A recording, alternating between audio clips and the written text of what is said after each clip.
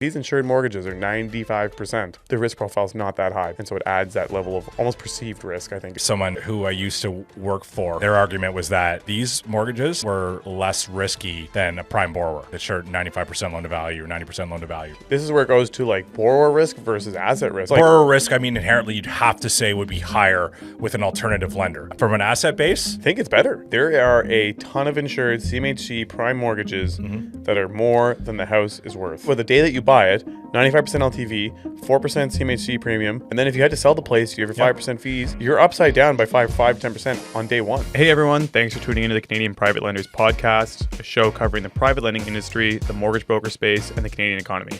Your hosts are Neal Andrino and Ryan McNeil. Enjoy. All right, everybody, welcome back. It's episode 145 of the Canadian Private Lenders Podcast with your hosts, Ryan and Neal. Neal, what's going on today? What's up? Not much. I went for a run. You went for a run? Yeah. Oh, look at me. You're back. Well, I'm 2.5 kilometers back. Okay. It actually felt pretty good. I've done a couple, and like this would be the best one so far. Amazing. I kind of forgot about your ankle. Yeah. I thought I could keep going. In my head, I was like, keep going. And I was like, I know what's going to happen. Don't push it. Yeah. I'll run 5, and they'll be blown out for the next 2 weeks. Yeah. And why did I do that? How's the flexibility feeling? Decent. And it's like continuing to maintain that, because before I'd go get like a realignment. I have a sports massage therapist who just like rips my entire foot off. And then I'd have mobility for a bit. And then it would slowly start like seizing back up. And I find it's getting a little less seized. So good. Making the progress, but damn, it's slow. Yeah. 4 months out now. That's a tough one. That's crazy. Yeah. That's crazy.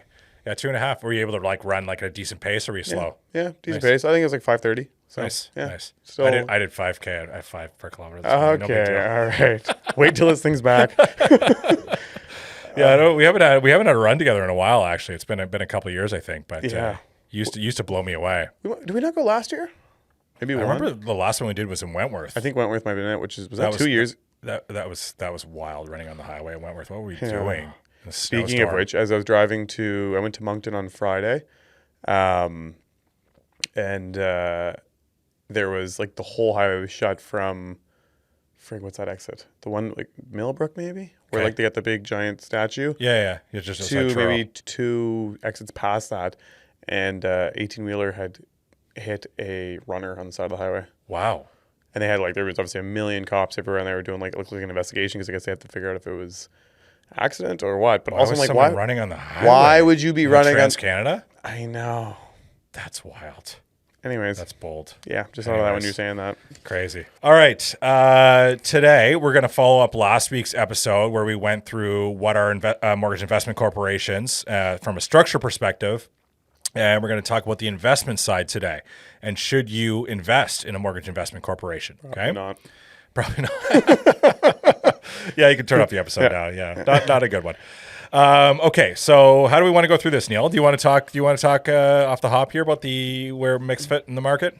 Yeah, I can. I like what we did last time, where I kind of went over ideas that were in my head and what people were thinking. I had something great at the end of the last episode, and somehow it's already slipped my brain, which is not great. Okay. But we know, our starting thing is where MICs fit. And I think the easiest thing for people, like a lot of guys come to me, especially my circle, I find, are young, hungry, and have had these explosive investment returns, and kind of look at this and wonder if that's what it's going to offer them. And from real estate investments, you mean? Typically from real estate investments, but even some have had some businesses. A lot of them have had equities. A lot of them have done really well. Yeah, some Bitcoin in there? Some Bitcoin. Actually, yeah, there's some Bitcoin guys in there. I don't know what they're doing now. I feel like Bitcoin's been decimated this year. Donald Trump's taken over the news. Bitcoin's old news. So is it way down? That's probably why it's not in the news. Way down. Okay, yeah. Interesting. Yeah. I'd be curious to revisit a few of my friends and see how they've done, if they were able to get out of it, if they moved their money around, and what that looks like. But anyways, all to say, I think everyone came out of that 2020 era having made so much money so quickly. Their expectation for return is so huge. But you're starting to see, I think, a bit of a turn in expectation, which is now they want a bit more security and a bit more consistency. Yep. And so I think that's where MICs start to fit in, and where people start to be like, oh, I like this. The other huge pool is people who have been in for a long time and have made a lot of money over the course of their life, and are like, I want something a little more stable and just income producing, because I'm not working anymore. Yeah. And so I think that's the place that the MIC is really fitting in. Not to sidetrack, but it'd be interesting to understand the demographics for MIC investors in Canada. I can already tell you right now. It has to skew towards older, like the boomers would represent the biggest portion of it by far. I bet you average age retirement would be age 53. That's what I was going to say. Yeah, 55. Yeah, most likely. All day. Yeah, I know our demographics do for sure. 100%. Yeah. Yeah, I think for a young person, it's just really hard. Like, it's not exciting. None of them own GICs. Right. They don't own like bonds. Well, it's the time to take risks in your life, right? That's the thing, right? Yeah. You're at a point where you can feel like this long-term return. But it's funny. I do this too often where I look at like, I'm like, oh, well, if I took the money that I do have and I put it in here and left it compounding for 15 years, and the number that's sitting there at the end of it, I'm like, holy crap. Mm-hmm. Do I have the confidence to take the money that I have today and turn it into that number? Yeah. Like, and then I'm like, then I start to wonder, I'm like, oh, it's the same old thing, like the old adage of like compounding, how impactful and crazy it can be. But it just doesn't feel sexy. Yeah. Like, I know at the end of year one, I'm going to be like, what? Yeah. So my 7-year-old son, your boy Cam, he's obsessed with money. Everything he asks, how much is this? How much is that? He's got like $100 saved up, and he said, he said the other day he's going to save it until he's 82 or 84 years old. And we were talking about it. We were wondering what it would be worth between 7 years old and 82. What do you think the number was for $100? Not adding any more money, just sitting on $100 for 75 years. Well, what's a return? 7%. Oh God! So 75 years of compounding? Yeah, at 7% on $100. I went over with my guess. 1.3 million? Not even close. It's like $32,000 because you're not putting any more money in. It was just $100, right? So it takes like 7 years for that to double. Some of them feel a little bit sad. You're like, like if you were reinvesting $100 every month or whatever, then that would compound up. But like it's just and with inflation, bananas will be 10 grand. You might as well spend that, Cam. Anyways, okay, good sidebar. Why don't you go through kind of the spectrum of investments in Canada to just kind of lay the land here? So that's where I was going and basically.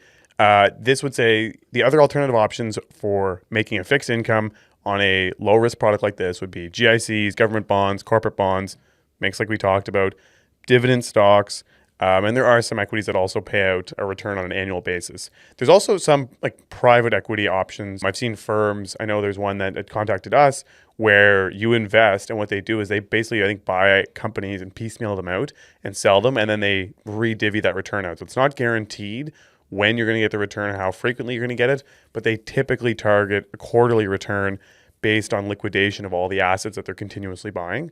So there's private options as well if you start getting into that marketplace. I would say mix sit somewhere between bonds and equities in a risk profile. Mm-hmm. Government bonds are considered obviously to be super, super low risk, also a pretty darn low return. But then on the flip side, we make a bit of a higher income, so there is a little bit more risk, but we pay for that. And that's usually how it works. Your return is a reflection of how much risk you're taking on. But for me, and we've talked about it before, if you think about how the bonds are secured and how regular GICs are secured, we're also secured the same way.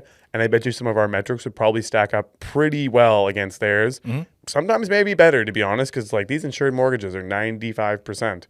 And so I think the risk profile is not that high, but I get it, smaller firm, not just us specifically, but makes it generally a smaller marketplace. And so it adds that level of almost perceived risk, I think. Absolutely. It's funny, that just provoked a memory of someone who I used to work for who owned some private lending entities. And their perspective was they were presenting to a board or whatever, and they were like worried that this private lending company was too much risk. And their argument was that these mortgages, in their opinion, were less risky than a prime borrower. That's 100%. Insured, that's insured 95% loan to value or 90% loan to value, right?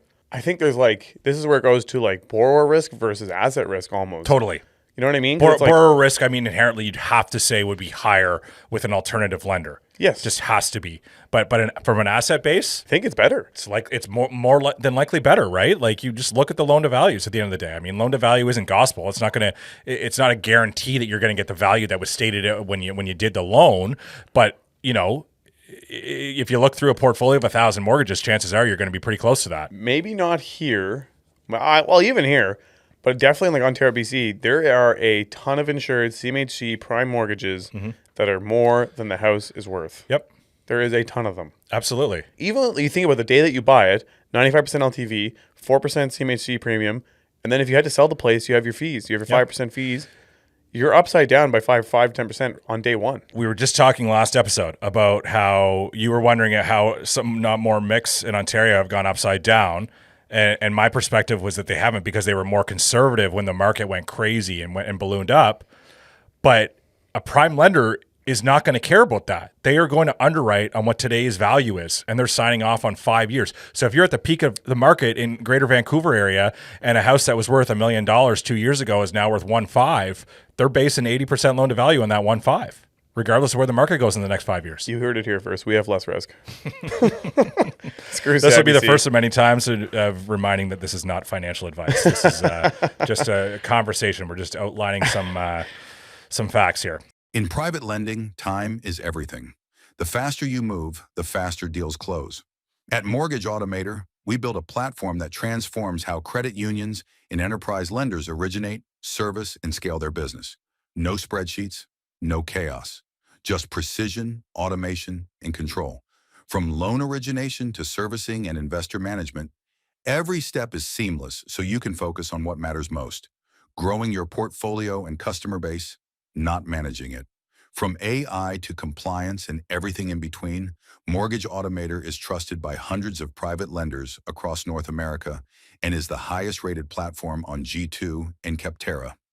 Mortgage Automator, powering the future of private lending.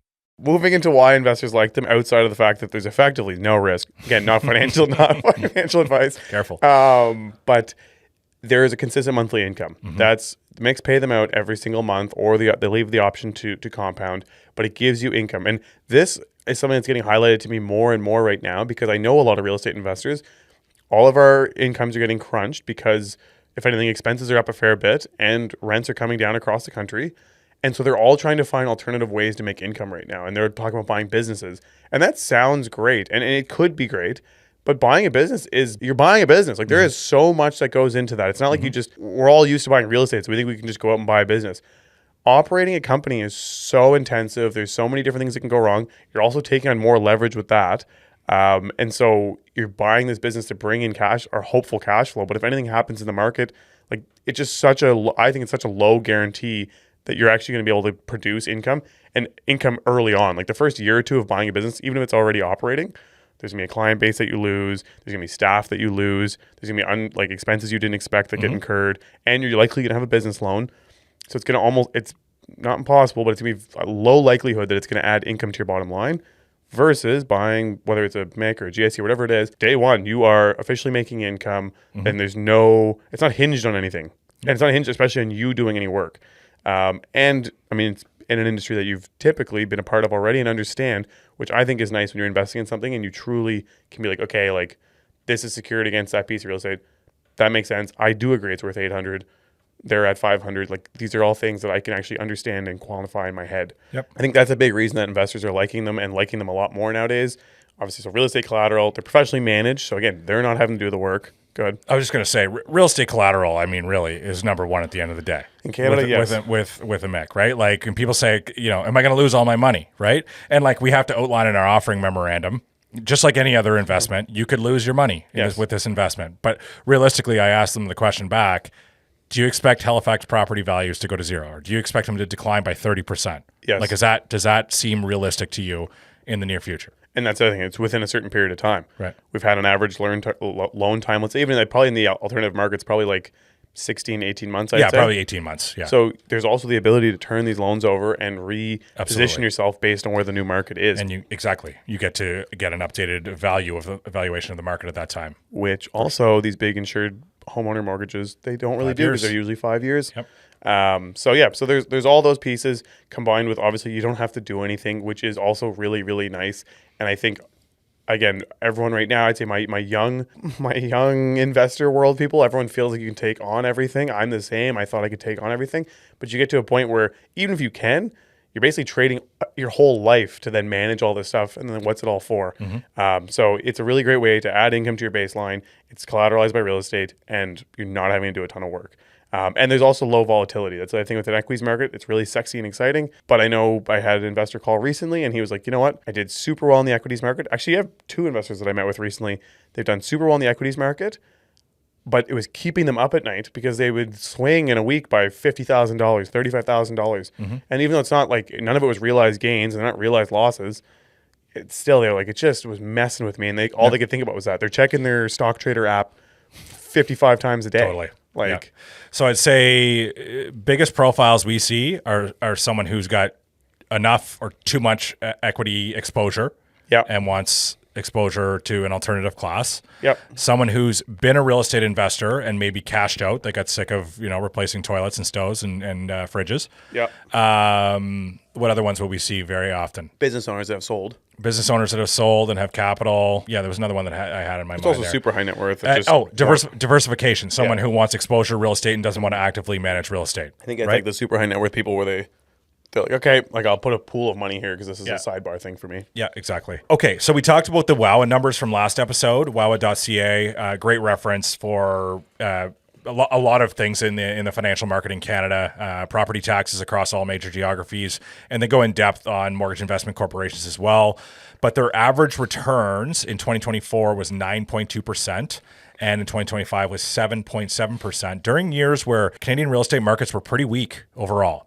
And those are pretty impressive numbers at the end of the day. Even when banks were charging, what were they charging? Probably between 4 to 5% on average in that time. Their cost of capital somewhere around 1.5%, 2%, right? So those returns are quite low. If you're looking at a prime institution, to get, high 7s to low 9s is an impressive return. Very. I think that's also probably what's driving a big part of the growth in this market is more and more people keep dumping into it because they're seeing the return that can be made. Because if anything, again, talking to a lot of other groups, they tend to have a lot of capital. And you're seeing more and more institutional capital flow to the alternative side as well. That one's funny to me. It is. But Too risky for us, but we want a piece. Which I guess if you were the big player, that's how you maintain control over those markets. 100%. Because you got your fingers and everything. Big six continue to be the big six. Understanding the risks. So,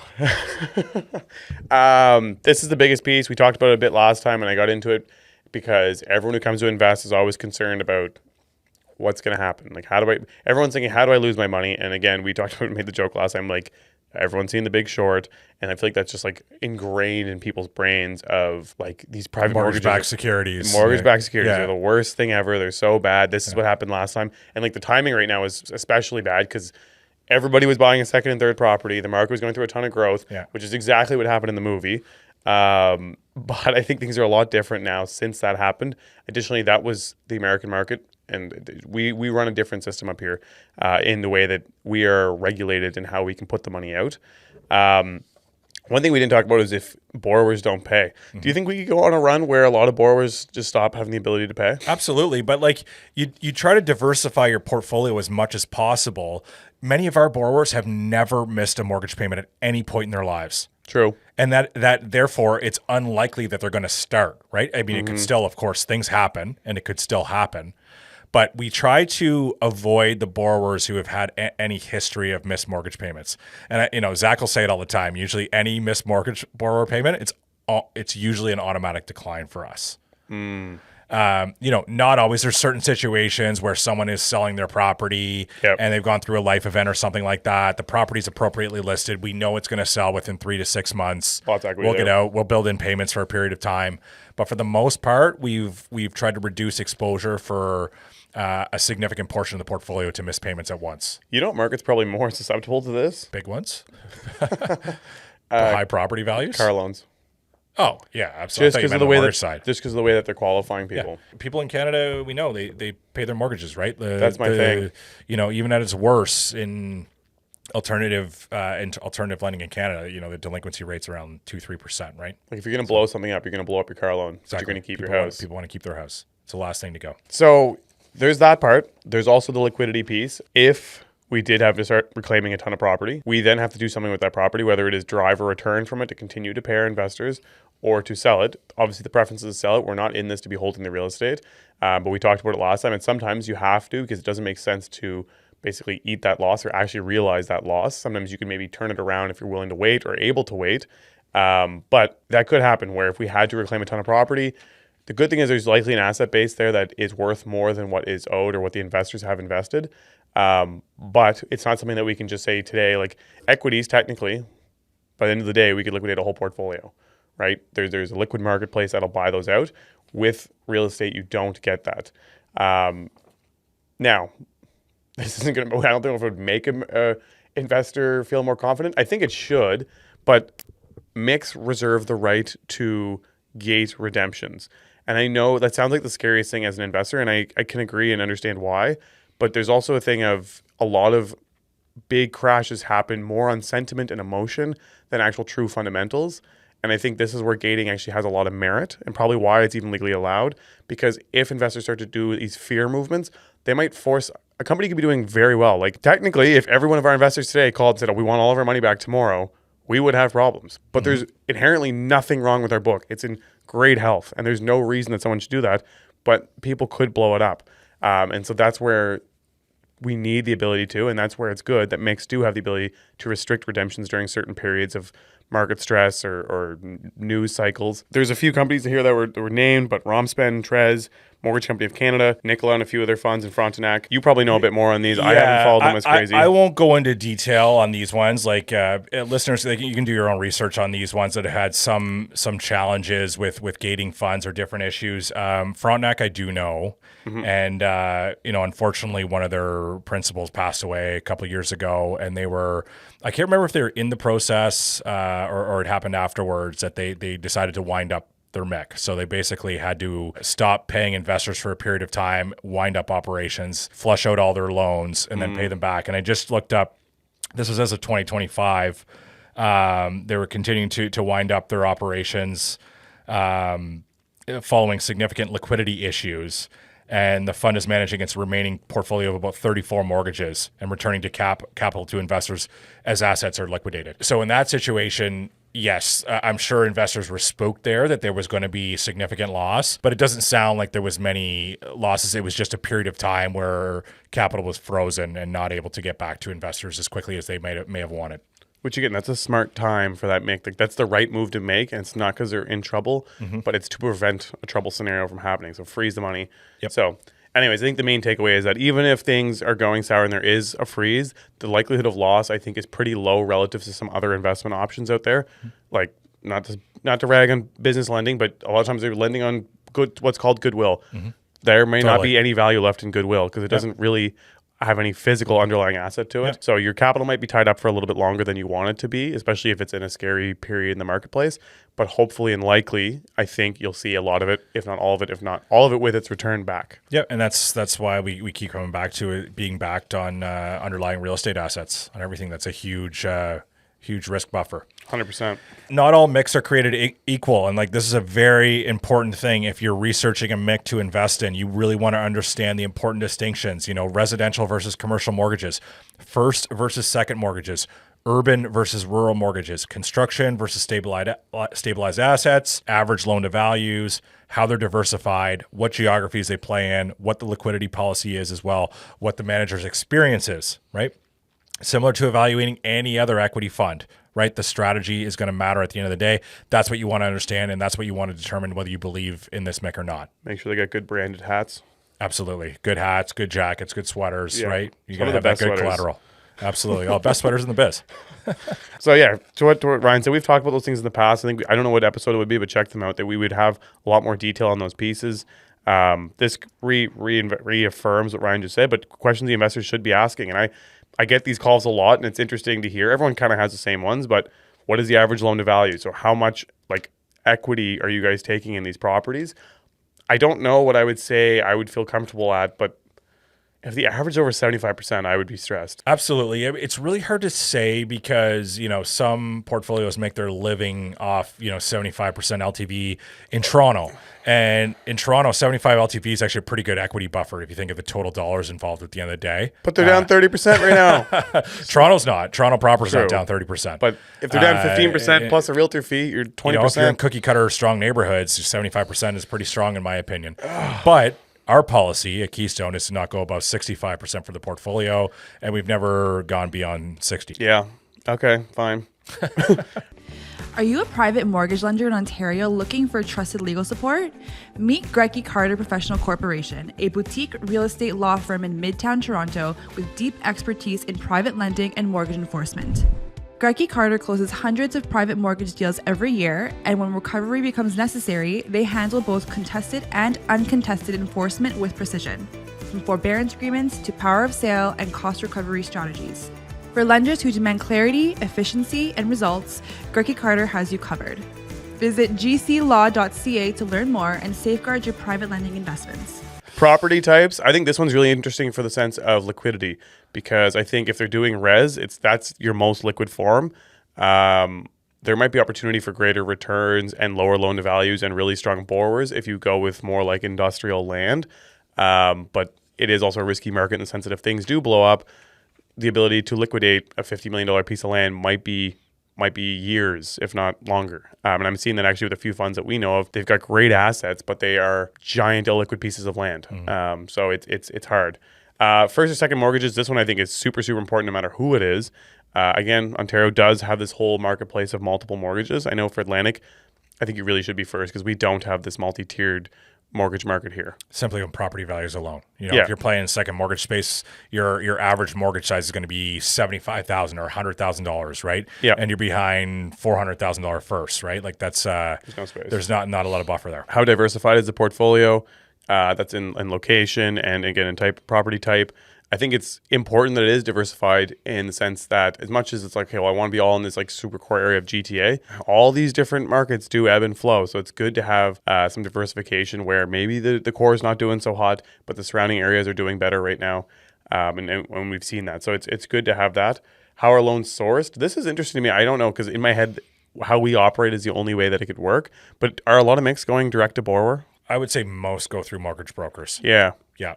The vast majority don't go direct to borrower. So that's even a bit of a red flag if it's a group saying that they're just all direct to borrower, because I think the brokers offer this line like a buffer almost where they almost vet the client in advance, at least locally here, because they're like they're putting their reputation on the line too by going to a brand and saying this person needs money, give them money. Yeah.